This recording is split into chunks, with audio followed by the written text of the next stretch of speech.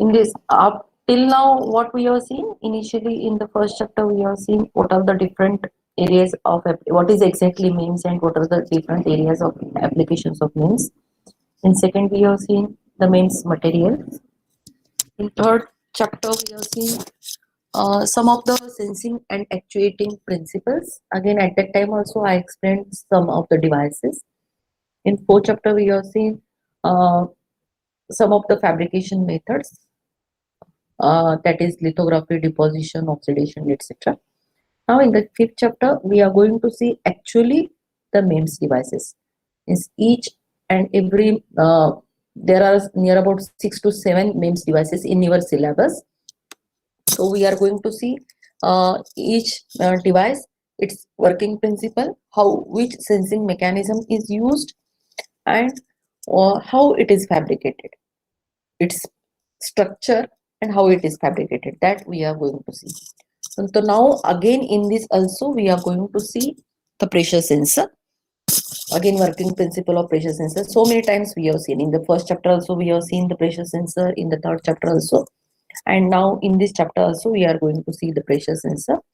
Then cantilever we are going to see, then micro heater, then DMD, then airbag deployment system, and inkjet printer head, accelerometer. Like this, these are the devices we are going to see in this chapter. With all respect, means here working principle, its construction, its fabrication steps by step procedure, etc. All the things we are going to see in detail. So now again, we will start with the pressure sensor. This diagram already you are knowing. This is the initial structure of pressure sensor. What is the pressure sensor? Pressure sensor will sense the pressure and it will convert it into the electrical voltage. Sorry, एक minute.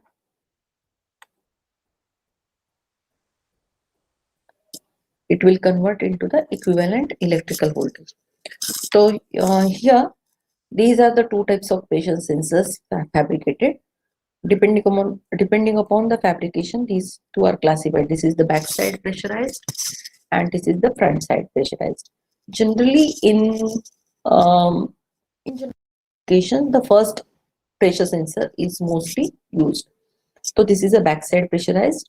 Now in this chapter, we are going to see how it is fabricated, the step-by-step procedure or detailed procedure, how it is fabricated, that we are going to see. So before this, we have to see its working principle. Now, so many times I explained this, that the pressure will coming from this inlet, which is a fluid inlet. Sometimes it may be a gas inlet also. Then from this, the inlet is coming. Due to that pressure, whatever the silicon diaphragm will be there, that will get deflected. And within this diaphragm, the piezoresistors are mounted. Due to this, what will happen? The dimensions or gauge dimensions of that piezoresistors will change. And when that dimensions will change, its resistance value will be changed. And that resistance value is is converted to the equivalent voltage. Means some mechanism is used in this, particularly Wheatstone bridge type of circuit is used to convert this resistance change to equivalent electrical voltage. And where that voltage we are getting at the metallization or at the metal pads, and from there we are taking the output pins, and output pins we are having the voltage. Means here input we are applying either gas or fluid for which we want to measure a pressure, and output output is available in the form of voltage. Means this is the device which is used to sense the pressure as well as used to convert it into the electrical signal or electrical voltage. Means this is a sensor as well as transducer also. Okay, so here this side view and this is the top view. Already we are seeing this again. So this is side view, this is the top view. In the top view, you can see that the 4 piezoresistors are mounted in the top of the diaphragm, and these are mounted at the edges. because you know that when this silicon diaphragm will deflect, then at the edges the more strain will be there, and if the more strain will be there, that either that piezoresistors will be increase in the lengthwise or widthwise, means that may be elongated. So here, if their dimensions are changed, their resistance value will be changed. So here all these piezoresistors, you can see all these piezoresistors are mounted at the edge of the silicon diaphragm. Here dotted line, whatever you are going to see, this is the below structure, and here inner square, whatever you are going to see, this is the diaphragm. And you can see this is slanted, so therefore this is the slanted, means here actually the silicon, here actually the silicon portion or wafer will be there, and inner square, which is nothing but a very very thin diaphragm, and at the edges of the diaphragm the four piezoresistors are mounted. They are connected to each other like a Wheatstone bridge manner. Here in the third diagram you can see, and from there again two connections are taken outside where the metal pads are there, and from there these metal pads we are connecting the output pins where we can take the output. Here you can see in the second diagram. So here this is the Wheatstone bridge, and if you see the mounting of these piezoresistors, all these piezoresistors are mounted in same direction, all these mounted in horizontal manner only. Then what will happen when the diaphragm will deflect, then two piezoresistors R1 and R3 will be increased in the length direction, means their length dimensions are increased, and R2 and R4, if we see, their width dimensions are increased. Now there is a change in resistance, but if the length is of the piezoresistor is changed, resistance value will be increased, and width of piezoresistors is changed, then their resistance value will be decreased, means there will be a sufficient change in the R1 R3 and R2 R4, and that change in resistance will be converted to the equivalent voltage by using such type of circuit, which is shown third diagram. And formula for this is the, you can see here V out, which is initially V in, some of the power supply we are using, that is the V in bracket R1 divided by R1 plus R4 minus R3 divided by R2 plus R3. Then what will happen, if initially we are applying some voltage, initially no resistance change will be there, then at that time we are getting some output voltage, and when some pressure is applied, the diaphragm will deflect. Due to that diaphragm, four piezoresistors mounted within the diaphragm, they will change their dimensions, and therefore their resistance value will be changed, and that resistance value, change in resistance value, if that we put in this equation again, then we will have another voltage. This voltage is proportional to the applied pressure. So like this, here we can see this is the pressure sensor. Now this is the, which sensing mechanism is used in this? In this, piezoresistive pressure sensing mechanism is used. In similar way, there is another sensing mechanism used, which is a capacitive sensing. So here you can see this is the capacitive sensing. In this, what will happen? Depending upon the distance between the two plates, the capacitance will change, and that capacitance will again change in capacitance will change the voltage again. So like this, here you can see the setup. When again from this inlet, either the fluid or gas will come. Due to this is again a silicon diaphragm, whatever in gray color you are going to see, and above silicon diaphragm the metallic electrode is placed, and above this again metallic electrode is placed, and in these two are isolated. Then what will happen, when this fluid will come inside, then this diaphragm will deflect, and the distance between, because this is above plate is fixed plate and this is a movable plate, when it will deflect, that distance between the two plates will be changed, or distance will be reduced.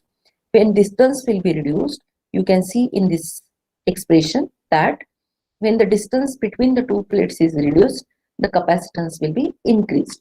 When the capacitance is increased, you can see there is a change in capacitance, that is a delta C, means initial some capacitance will be there, and After distance is changed, then there will be another capacitance. So that change in capacitance you can consider as a delta C.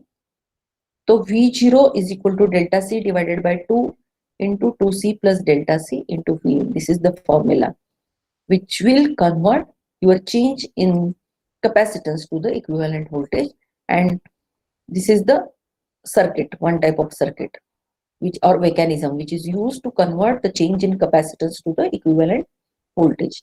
But here this is not in linear manner.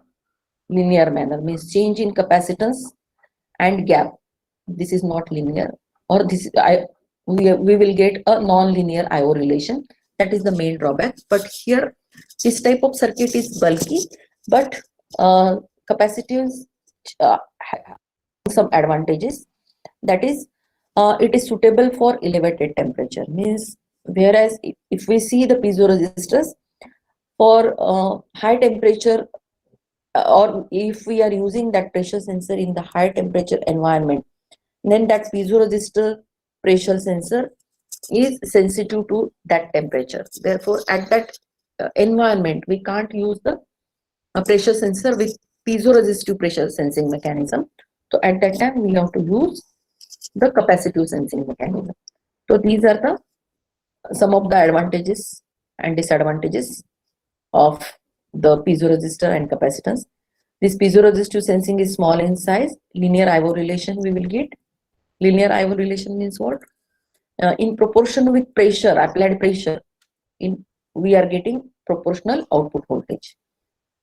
So that is linear IO relation we are getting, but it is a temperature sensitive.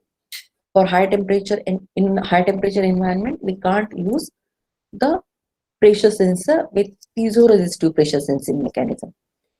And there is another pressure sensor using by capacitance. It is bulky because here in the diagram you can see here again above structure is required. Metallic electrode we have to place. Is this overall device will become bulky than the piezoresistive pressure sensing, but it is not that much temperature sensitive. Therefore, it is used for the elevated temperature application.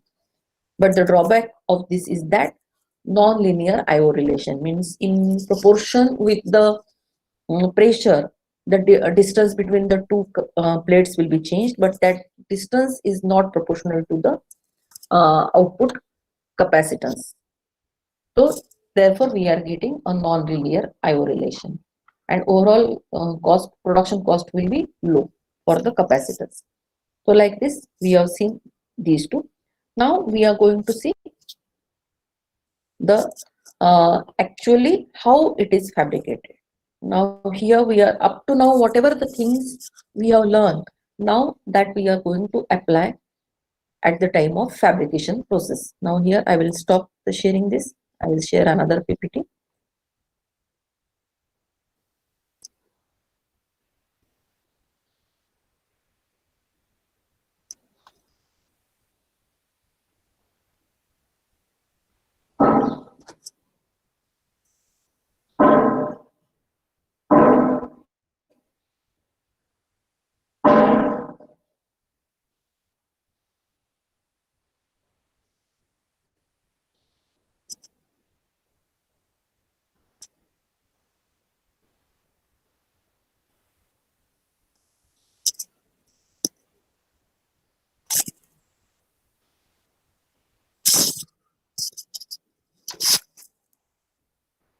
Is it visible to you?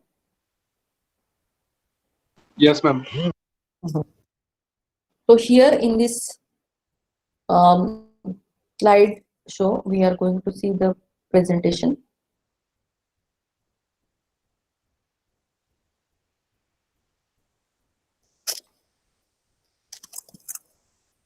So now see, two devices we are going to see in detail, that is pressure sensor and cantilever, and further devices I will explain the fabrication process, but that process I will explain in short, means some stepwise processes I will explain.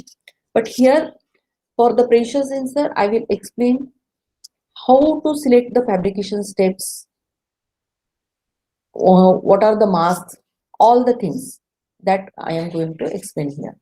So now here in this diagram, you can see in the uh, right corner, right bottom corner, you can see this is the silicon wafer initially. Okay, then here initially we should know what is the nature of crystalline silicon. This silicon is of which 1 minute, 1 minute. I don't know. Then here, which methods we are using? We are using additive type of material or adding material, which is nothing but the deposition steps. Then for adding material, we are using the doping, oxidation, deposition. Doping means what? We are adding impurity atoms in the silicon to increase its conductivity or to make it conductor. Then oxidation, for isolation purpose also or for masking purpose also we require oxidation. And deposition means sometimes some layers we want to deposit. Then for this we are using some additive. Then for deposition again we can use the PVD, CVD.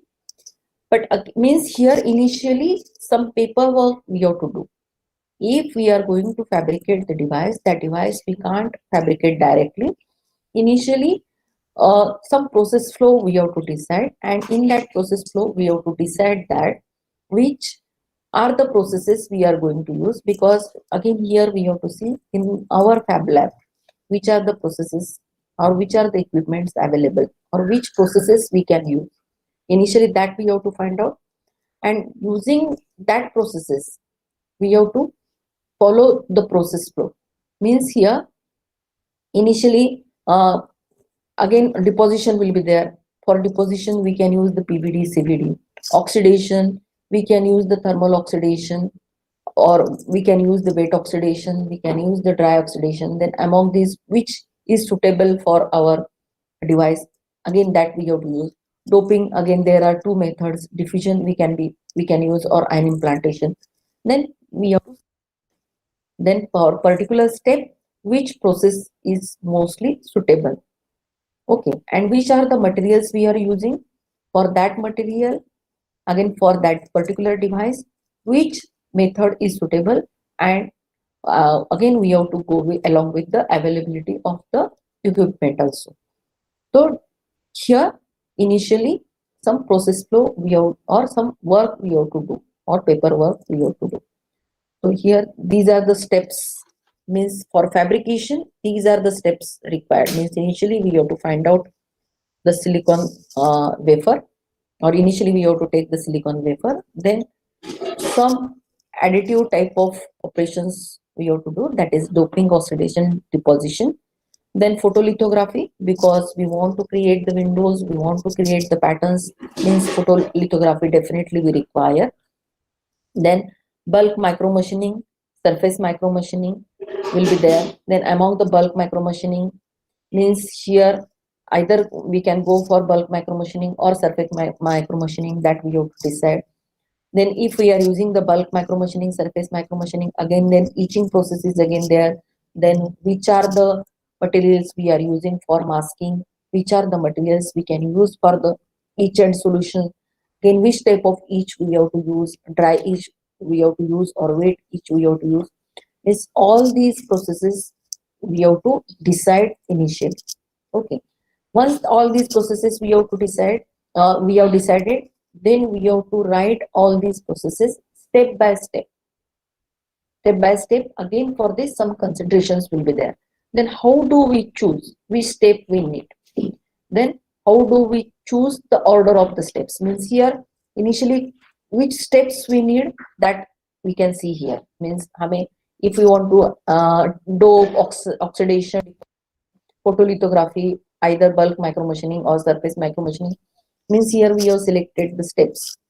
Now we have to select the order of the steps also.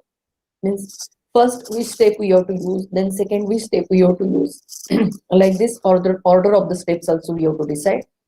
Then these orders actually we have to apply on the real time, that is communicate this order of steps in the field. So here process integration flow will be there. List of process steps in the correct order with the accompanying lithography mask. So here means when all these things will be completed, then you can see your final plan will be ready. When your plan will be ready, then actually we have to execute it.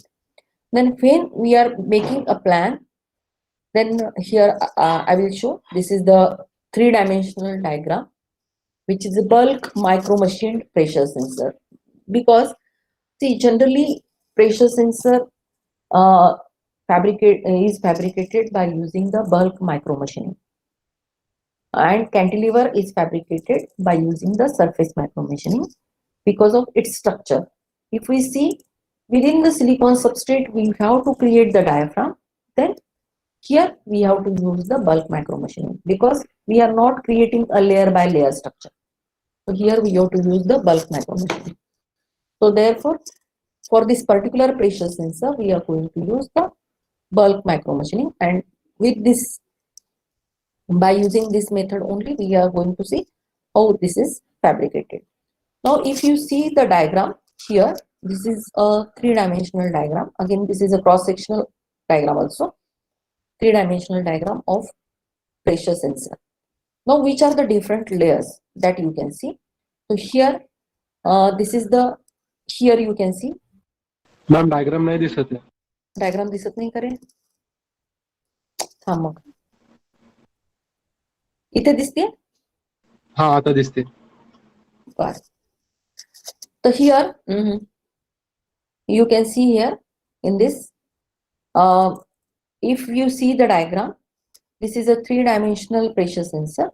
In this three-dimensional pressure sensor, if you see here, inner of this is nothing but a silicon diaphragm. Why this is a diaphragm? You can see backside it is etched. Backside the silicon wafer will be etched, and here it is a very thin layer of silicon with a different diffusion concentration. What is the use of this different diffusion concentration? That I will explain further. But here with different, it means this is a N type of wafer. Above this N type of wafer, N plus epitaxial layer is grown, and backside each is done up to that layer. So that layer will be appeared as a thin silicon diaphragm. So you can see this is the square silicon diaphragm. So within the diaphragm, means gray color, you are whatever you are going to see, this is nothing but a silicon and silicon diaphragm. Okay, here some marks are there, or dotted line is there, or dash line is there. Below the dash line, this is actually the silicon wafer, and above the dash line, the N plus layer will be grown. Okay, N plus layer, same layer means, but with different concentration. That layer will be grown, and that is grown by using the epitaxial method. Okay, so here, whatever in black color you are going to see, this is piezoresistors. You can see here in the black color. These are the piezoresistors, and these are mounted within the silicon diaphragm. And where these are mounted? They are mounted at the edges of the silicon diaphragm. You can see silicon diaphragm. Here it is the edge. Here it is the edge. Here it is the edge. And at the edges, these are mounted. Okay. Now from this, you can see there will be a direct contact taken to the outside, which is shown in the red color. You can see this is nothing but a metal, and generally the aluminum is used. Here which type of piezoresistor is used? Polysilicon. Okay, I mean this piezoresistor is a polysilicon. This red color, whatever in red color you are going to see, this is the metal, which is a aluminum wire. This metal is connected to the piezoresistors, means whatever the change in resistance, that will be taken out with the help of the metal, this metal. Okay, so this is the aluminum. And here already I told you, this is the N plus diffusion layer, or N plus layer, which is grown by using epitaxial. Okay, then here two layers are again there. One blue color and green color. This is the one layer is the oxide layer or oxidation layer, which is the silicon dioxide, and green color is the silicon nitride layer. Silicon nitride layer is used for the protection purpose, and silicon dioxide layer is used for the isolation purpose. So here This is the final produced device. 1 minute, 1 minute.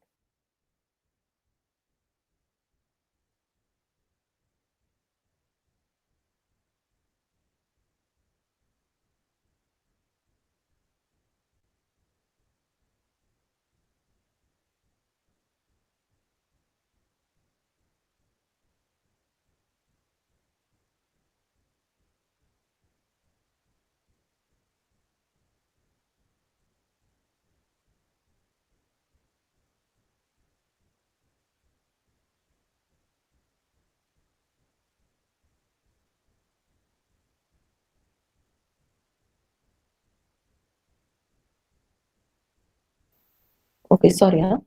तो here आपको दिख रहा है ना? हाँ ma'am. Okay.